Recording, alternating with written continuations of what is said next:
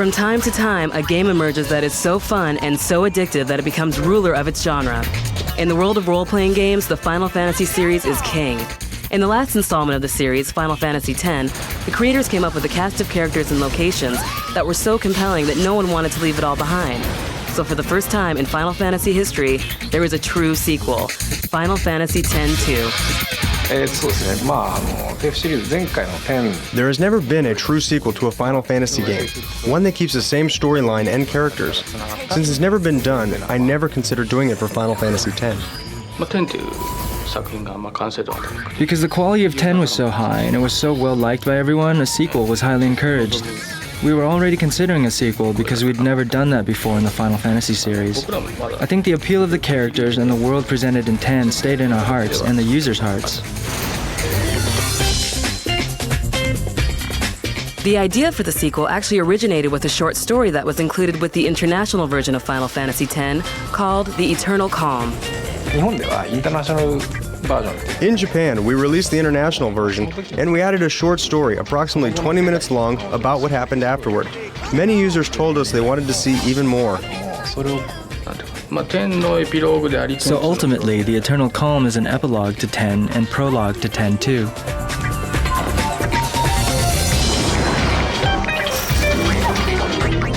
Like all good sequels, 10-2 manages to strike just the right balance between introducing new elements and returning to the familiar favorites of the original.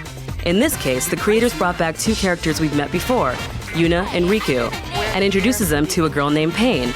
Put these three females together and you've got an unstoppable trio, with the right skills that can save any town and topple any beast.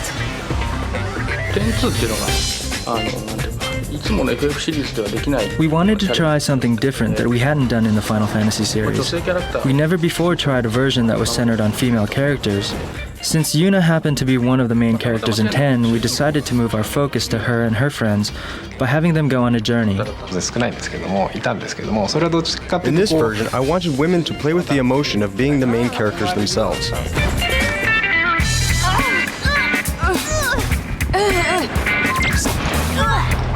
One change from Final Fantasy X that you will really appreciate is all of the great costumes that not only give you additional abilities but also make you look good. In the world of 10-2, there is a thing called a dress sphere, which allows characters to change their costumes. And by inserting it into the garment grid, the costume change becomes possible, within limits. Also, the garment grid itself has some functions. During a battle, the more costume changes that happen, the more powerful it becomes. This version was made so that if a player cannot win with one particular job, he or she can switch to another. The personality of each one is so strong and unique, it might become clear that they can win with one job, but not with another. Switching between the spheres makes the battle easier.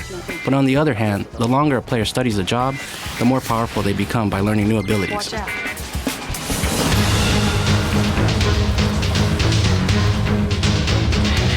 Gamers will also appreciate changes made to the battle system.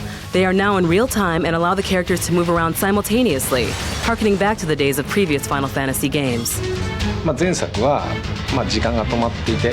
the last version, time stops during the battles, and the player can take time to think while fighting, as he and the enemy alternate turns.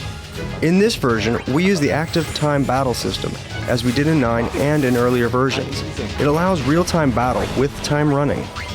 Also, we upgraded the system so the two can move simultaneously or can counterattack. Compared to 10, 10-2 is much more action-oriented.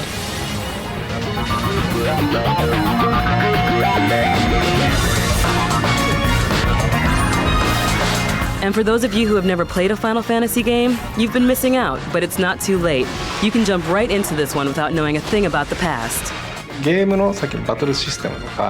New players can completely enjoy Final Fantasy X-2. The battles and the character development are created in a way that users can have fun, even if they didn't play the previous version. Whether the girls are dressed to kill or dressed to boogie, you'll have plenty of opportunities to explore and test their powers within a truly non-linear atmosphere.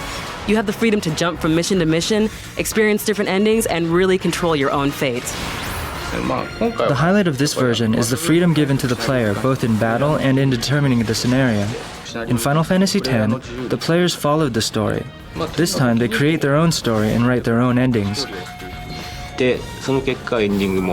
Because there are so many possible endings, the player can play the game almost endlessly. And if you prefer a little guidance in going from one mission to the next, feel free to use a tool called Active Link. It can come in pretty handy. Active Link is something that leads a player to the next location after clearing a mission. Though the story is up to the player, this will help players decide what they might want to check out next.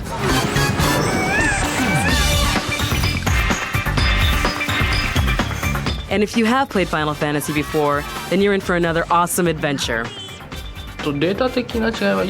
I guess that playing Final Fantasy X will make it even more fun. What can I say? I think attachment and knowledge of Spira allows one to realize and appreciate some of the differences of X too. So it looks like the creators of Final Fantasy X-2 thought they could win our hearts and devotion yet again by simply giving us a fun plot, updated locations, more freedom, and an action-oriented battle system. And they were right.